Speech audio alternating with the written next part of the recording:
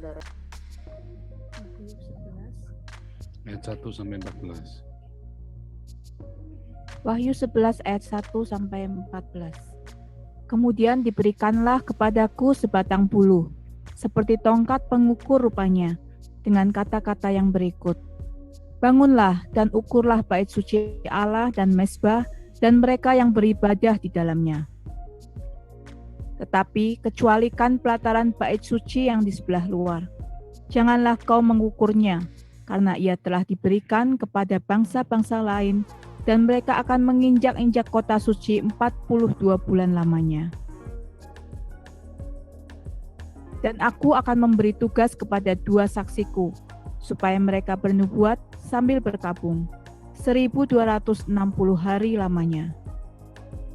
Mereka adalah kedua pohon zaitun dan kedua kaki tian yang berdiri di hadapan Tuhan semesta alam.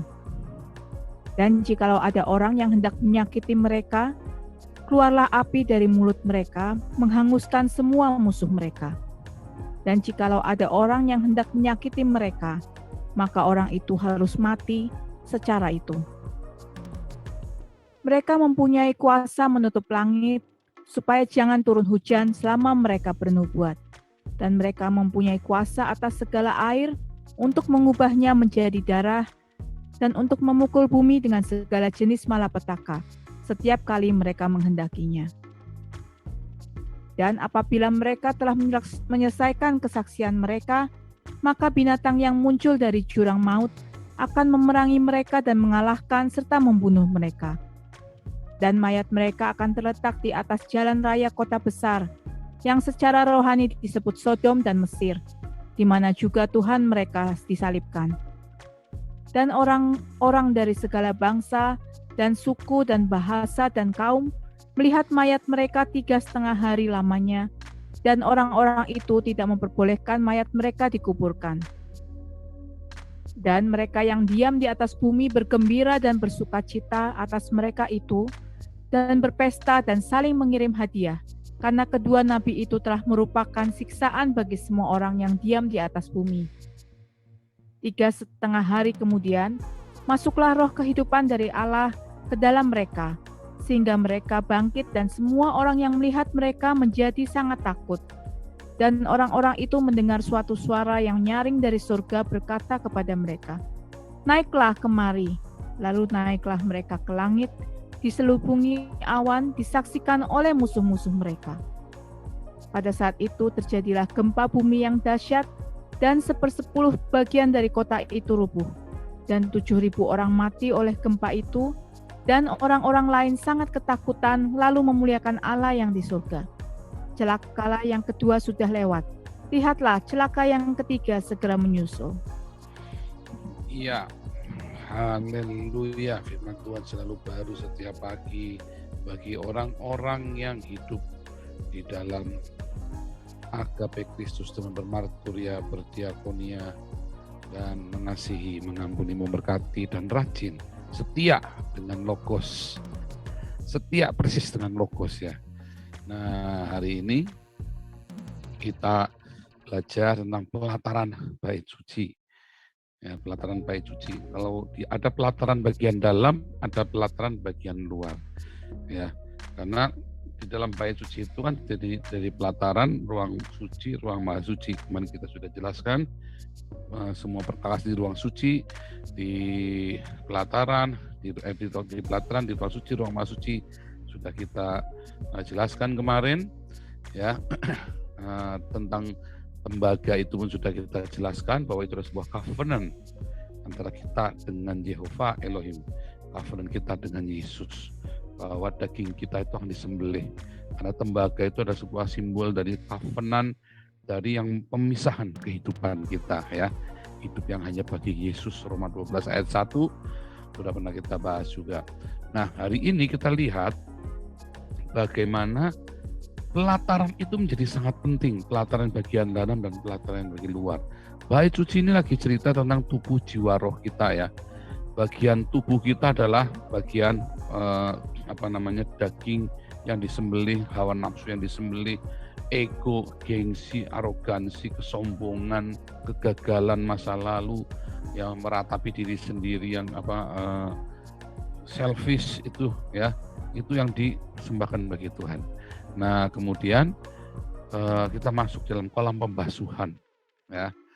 Nah itulah bagian tubuh kita yang mengalami itu semua kan, daging kita yang mengalami ego salib dan ego sangkal diri, pikul salib kita setiap hari, dan pembasuhan, pembaptisan.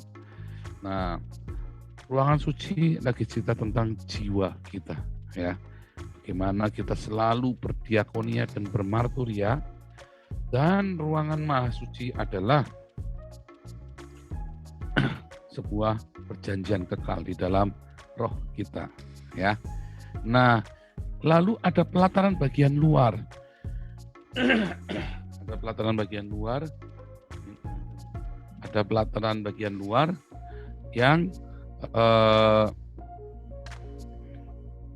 di mana suatu saat itu akan dibiarkan Yerusalem bait suci ini kan ada di tengah-tengah kota suci ya. Bait suci ini ada di tengah-tengah kota suci. Nah, kota suci Allah, Yerusalem itu adalah kota Allah kan. Nah, tetapi kota ini nanti akan diberikan kepada bangsa-bangsa lain, goyim ya, Gentiles atau goyim. Kalau orang bilang Gentiles atau goyim itu adalah sebutan kafir gitu ya, artinya orang yang tidak layak gitu ya, tak bersunat. Nggak bersunat apanya? Tidak bersunat dagingnya, hatinya nggak bersunat.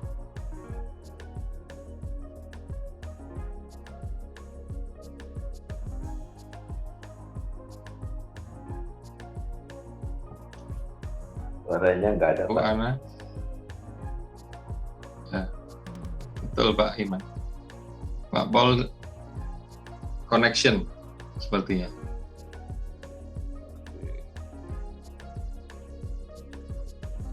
Ganti WiFi atau bagaimana Pak Paul? Ya sudah ya, udah lancar ya. Oke, saya sengaja ganti. Nah ini udah lebih lancar. Jadi saudara, kata pelataran bagian luar untuk Gentiles atau goyim ya, artinya orang-orang yang tidak mengenal Tuhan. Mereka adalah orang-orang yang jahat ya, yang tidak mau mencari perkenanan Tuhan sama sekali, tidak urusan ada Tuhan atau enggak. Nah itu yang disebut dengan Gentiles ya, atau bahasa aslinya kata Gentiles itu maksudnya adalah barbar gitu ya, atau orang-orang jahiliyah, orang-orang Arab yang orang jahiliyah itu ya, itulah orang-orang Gentiles, yang disebut orang Gentiles itu. Nah kemudian saudara, yang terjadi itu diserahkan. Nah ini orang-orang walaupun dia mengaku Kristen, tapi hidupnya tidak sangkal diri pikul salib, dan dia tidak mengalami pembaptisan, nggak mau menolak pembaptisan itu. Banyak orang menolak pembaptisan ya. Oh, apa gunanya buat dibaptis? Oh salah kamu. Pembaptisan adalah sebuah saksi ya.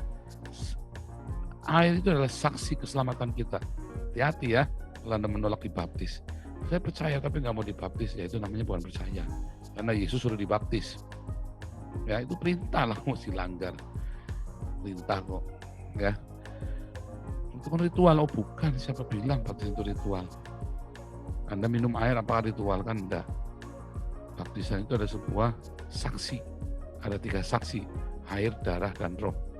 Ya, darah Yesus, ya, air, dan Roh Kudus. Itu 3 saksi kita. Jadi jangan diganggu gugat itu ya, air, darah, dan roh itu. Nah, kemudian maka bagian luar itu menjadi bagian dari orang-orang, dan Tuhan akan suruh 2 orang saksi. Bukan 2 orang ya, itu nggak ada kata antropon di situ. Jadi 2 saksi, 2 saksiku. Itu dialah kaki Dian dan pohon zaitun. Pernah kita bahas juga bahwa kaki Dian dan pohon zaitun itu adalah orang-orang Yahudi dan orang-orang Kristen.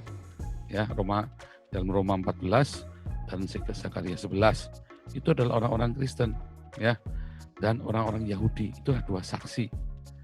Karena mereka punya, kalau kita buka lagi dalam Wahyu 12 ayat yang terakhir, mereka punya kesaksian Yesus dan punya perintah Allah di dalam hatinya. Kalau bilang perintah Allah itu selalu cerita apa? Hukum Torah ya. Nah, itulah dua saksi Allah. Ya, mereka dan iblis ini akan mengejar, naga ular tua ini akan mengejar dua saksi Allah, akan mengejar orang-orang yang punya kesaksian Yesus dan perintah Allah di dalamnya, itu orang Yahudi. Dan kemudian di dalam Wahyu 11 itu sudah diceritakan juga ya bahwa mereka itu akan dimusuhi seluruh dunia, orang Kristen dan orang Yahudi. Di dunia ini orang yang paling sering mengalami persekusi satu orang Yahudi. Ya.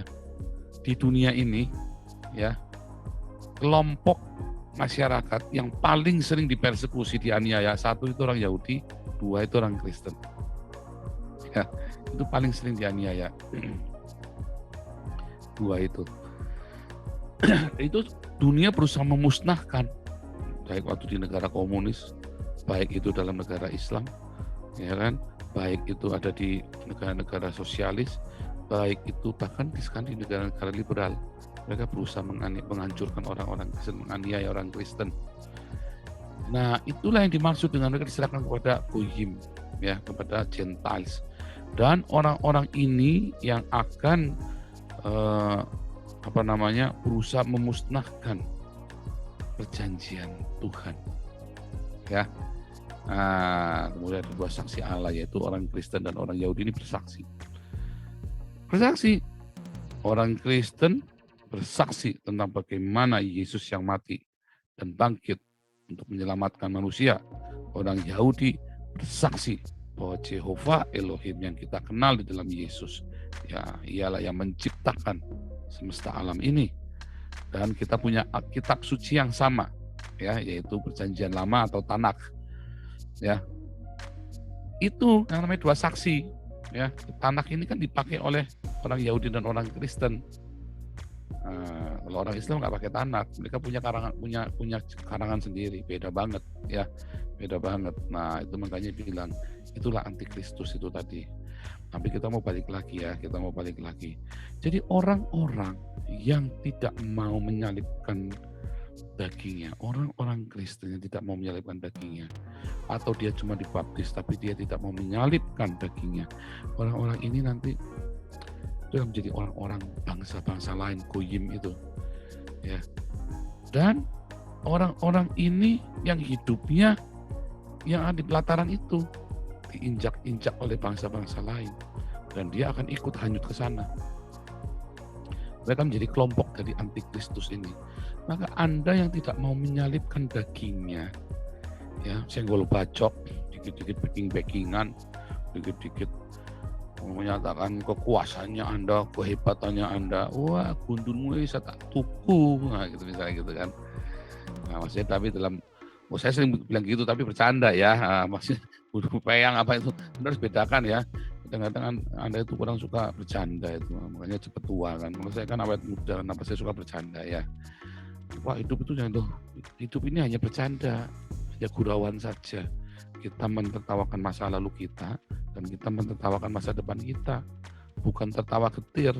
Kita ada hembusan Allah.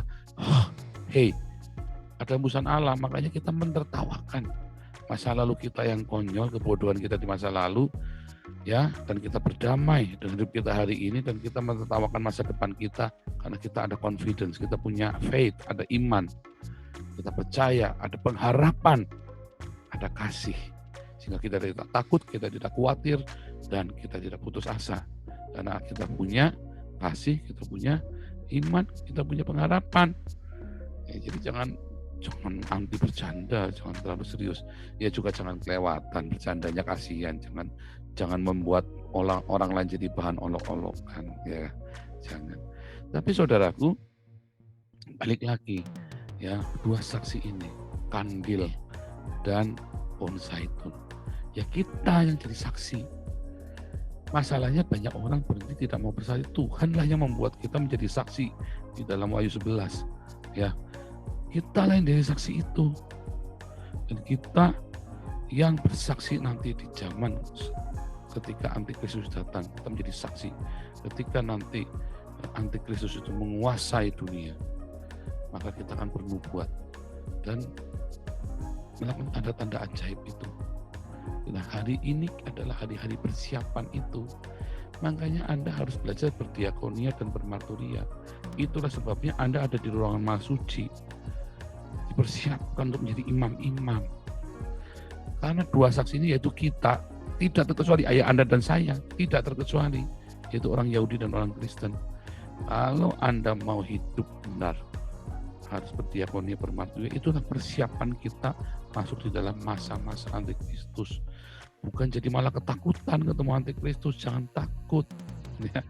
Konspirasi, malah ketakutan, oh itu dikit-dikit 666, dikit-dikit nanti, oh jangan nanti ini. Dikit-dikit jangan mau divaksin, nanti itu ada microchipnya, salah. Alkitab nggak cerita yang begitu-begitu. Adanya kotak-katik Gatuk, ya Gatuk. Ya. Dari mana Muhammad jadi keturunan Ismail? Ya kotak-katik Gatuk jadi Gatuk. Dari mana si Paul ini jadi nabi ke-26? Keturunannya siapa? Ya kotak-katik Gatuk jadi Gatuk pokoknya nabi ke-26. Kan gitu kan. Kotak-katik Gatuk ya Gatuk. Mana ada yang nggak Gatuk kalau di kotak-katik Gatuk? Ya kan? Semua tuh begitu. Anda mau ngelotang nomor itu kan Wira Desa, Tiongset, ya kotak-katik Gatuk biar Gatuk. Dukun Rocos ya kan. Oh, Rocos burung gagak terbang tinggi, ya kan, ikan di lautan, apel ada di daratan. Mengapa semuanya menjadi mangsa? Ini orang dukun ngomong apa? Pikir-pikir, benar juga ya burung gagak di kotak-katik Gatuk, apel apa ikan di lautan. Ya burung gagak kan terbang ikan di laut. Oh hebat nih dukunnya nih. Anda ngerti nggak? Enggak. Ya kotak-katik Gatuk pokoknya Gatuk digatuk-gatukin. Wah ini dukunnya hebat ini. Yang hebat itu Anda bisa kotak-katik Gatuk bisa Gatuk gitu loh. Dukunnya mah goblok semalasannya ngomong aja. Nah, jadi jangan kotak-katik Gatuk. Itu sudah jelas dua saksi Allah itu. Ya. Ya. Dan bagaimana? Ya. Bagaimana kita bisa menjadi dua saksi Allah ini? Kita sudah disebutkan, kita mempunyai kesaksian Yesus dan perintah Allah. Ya, satu kesaksian Yesus. Apa itu kesaksian Yesus? Coba kita buka Wahyu 12. Kita buka Wahyu 12. Ya, Wahyu 12 ayat yang ke-17. Wahyu 12 ayat 17.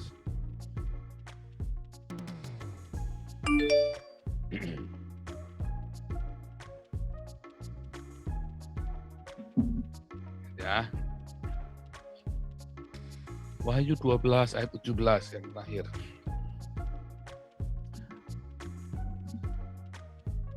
Wahyu 12 ayat 17. Maka marahlah naga itu kepada perempuan itu lalu pergi memerangi keturunannya. Ya, yaitu yang menuruti hukum Allah dan memiliki kesaksian Yesus. Ya, apa sih hukum Allah? Kasihilah Tuhan Allahmu, kasihilah sesamamu manusia. Itulah hukum Allah. Gitu? Kasihilah. Bagaimana cara mengasihi sesama manusia? Ya Anda berdiakonia. Gitu? Dengan makanan, dengan kesehatan seperti orang Samaria ini diobatin. Makanya kita tiap jam 6 bikin konsultasi dokter COVID bersama Dr. Andri Hart dan Dr. Sostenes. Ya. Wah, mereka luar biasa sekali, responnya cukup bagus. Rata-rata video kita antara 7.000 sampai 10.000 ya. Itu lumayan ya. Kalau kesehatan itu banyak menolong. Makanya teman-teman, ayo diviralkan yang konsultasi kesehatan itu. Saya sengaja nggak tampil di situ supaya jangan ada orang Muslim yang tidak suka sama saya misalnya. Wah, ini pokoknya pada itu penting kan tentang COVID. Nah, itu saya ngalahin lah, dan saya juga pas lagi ngajar juga jam itu. Nah, itu biar diviralkan video itu kan isinya kan bagus banget itu. Ya kan? Isinya konsultasi dokter itu. Nah, itulah orang Samaria yang murah hati. Ya. Nah, kemarin dan kita juga melakukan apa? Diakoni yang ngasih makan. Ya kan? Nah, bagaimana mengasihi Tuhan yang tidak kelihatan? Dalam Matius 25 ayat 35 sampai 41 dikatakan yaitu dengan Anda melakukannya kepada orang yang paling hina dalam hidupmu. Kamu sudah melakukannya buat Tuhan. Ya, jadi diakonia kepada musuh. Berilah seterumu lapar, berilah seterumu makan bila ia lapar. Dengan demikian kamu sedang menumpuk bara api di atas kepalanya, ya kan? Nah, itu ya. Itu ada di dalam Roma 12 ayat 20. Ya, jika seterumu lapar berilah dia makan, jika ia haus berilah dia minum. Dengan berbuat demikian, kamu menumbuhkan bara api di atas kepalanya. Nah, itulah mengasihi Tuhan yang tidak kelihatan dengan yang paling hina di dalam hidupmu. Suatu ketika bos saya pernah kerja sekuler itu ya, divisinya kami, saya GM marketing di situ, saya masih baru GM dulu ya. Saya punya direktur di atas saya, terus ada divisi lain, ada direkturnya lagi, dan ada GM-nya juga. GM sesama GM kita bersahabat, tapi direktur kami musuhan. Nah, saya termasuk yang dimusuhi sama divisi lain ya. Tapi lucunya perusahaan itu tiap hari, tiap seminggu sekali pasti kita ada doa. Sebelum mulai itu kita ada doa pagi sebelum mulai.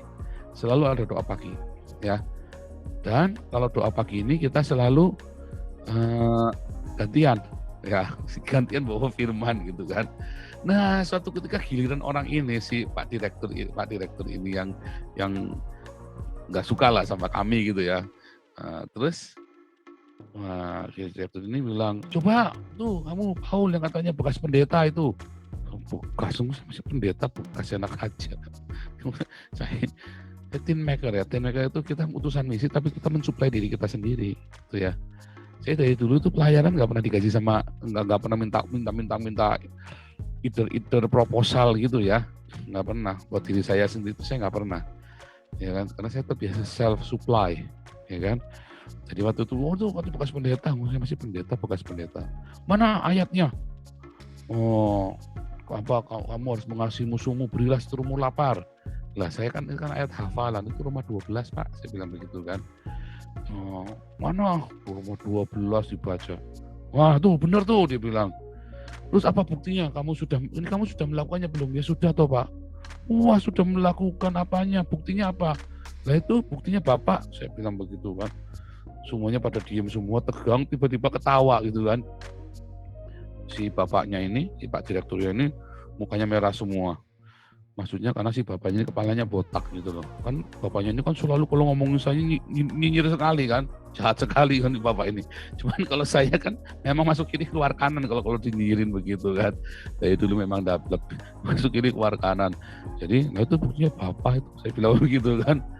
Ketawa kepalanya botak. Ya kan saya menumpuk bara api di atas kepalanya kan.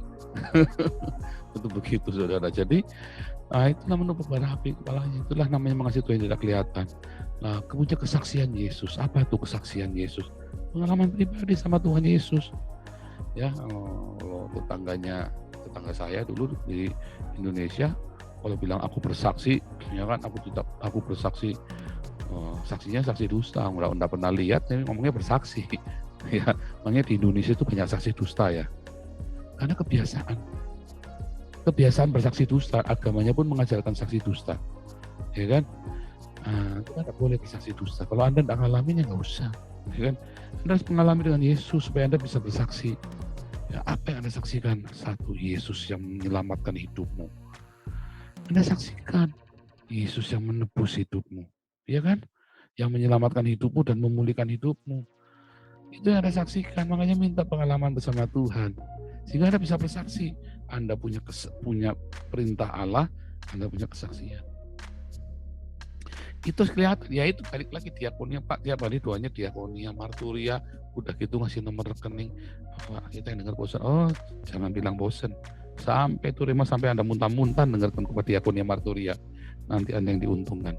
Nanti Anda terima kasih ya, Anda kan berterima kasih mendengar khotbah ini berdiakonia marturia sampai muntah-muntah, pokoknya sampai Anda ingat ya tiap hari itu diakonia marturia. Ya memang itu. Anda lihat saya khotbahnya itu nggak lari dari teks khotbahnya, memang artinya itu. Tiap hari Anda diingatkan tiap pagi berdiakonia, bermarturia. Memang begitu. Hidup kudus, ditambahin hidup kudus. Karena semua itu harus dari emas murni. Ya, satu dari tembaga, satu dari emas murni. Mengapa dari tembaga? Karena tembaga itu, pardes dari tembaga itu adalah sebuah covenant untuk menguduskan hidup kita, memisahkan hidup kita dari dunia ini, dari kedagingan kita, dan dari emas murni. Supaya kamu punya hati yang murni, dan itu murni, ada persembahan murni tanpa ada motif-motif lain. Makanya teman-teman diaken ya, Anda pengen nggak sia-sia, murnikan hidupmu, hidup kudus dan murnikan hatimu, motivasimu, dan hidup kudus. Jangan serampangan, pulang baru diakonia mampir kali jodoh ngawur, pulang baru diakonia nyabung ayam. Jangan, jaga hidupmu. Nang diakonia misu-misui bojone, jangan. Ya, jangan ya. Ayo, siapkan dirimu menjadi dua saksi Allah ini. Dua saksi ini bukan dua orang ya. Si Amin dan Charles, bukan ya. Itu cuma dua kan, Amin Charles kan cuma dua, bukan. Tapi ini adalah dua saksi, yaitu yang punya perintah Allah dan punya kesaksian Yesus. Siapa yang punya perintah Allah? Torah, orang Yahudi. Siapa yang punya kesaksian Yesus? Orang Kristen. Maksudnya begitu. Nah, itu Anda dipersiapkan. Orang-orang Yahudi sekarang semua dipersiapkan. Makanya nanti ada 144.000 orang kudus. Ada 14 juta orang Yahudi di seluruh dunia. Di akhir zaman nanti tertinggal 144.000 orang kudus yang dimeteraikan. Karena kan terjadi perang besar-besaran ya. Dan tinggal 144 orang Yahudi yang kudus. Nah, itulah orang-orang yang punya perjanjian, yang punya perintah Allah itu. Makanya ayo persiapkan hidupmu dari sekarang. Kuduskan hidupmu sebagai persembahan yang kudus ya. Korban sembelih ya, sembelih hidupmu ya, bukan bunuh diri tapi maksudnya kedaginganmu disembelih ya. Egomu kalau diomongin sedikit kupingnya jangan tetap kayak saya tuh masuk kiri keluar kanan. Tapi ini kalau diomongin SOP masuk kiri keluar kanan. Kalau bilangin SOP, kalau dibilangin bilang kamu ini nggak bener kerjanya, wah dipikirnya setengah mati. Kalau dibilangin SOP masuk kiri keluar kanan kan orang aja dibalik-balik orang ini kadang-kadang. Diomongin SOP, yuk standar operasi SOP apa? Sop buntut Pak, salah. Standar operation prosedur itu loh. Ya, bagaimana lakukan dengan sesuai dengan aturan. Masuk kiri keluar kanan. Kalau dibilangin kamu kerjanya enggak bener, wah dipendem-pendem sampai sakit loro-loro. Balik belajar sama saya. Ya, kalau ada orang menghina, saya masuk kiri keluar kanan.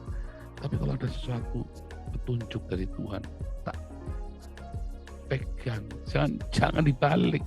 Ya, haleluya, rema dari Tuhan Yesus membuat terobosan dalam hidup sehingga selalu teguh sampai diakonia, marturia dan hidup kudus itu menjadi kekuatan, menjadi rema dan menjadi gaya hidup, menjadi nafas hidupmu sampai nggak bisa lepas dari diakonia, marturia dan koinonia ya.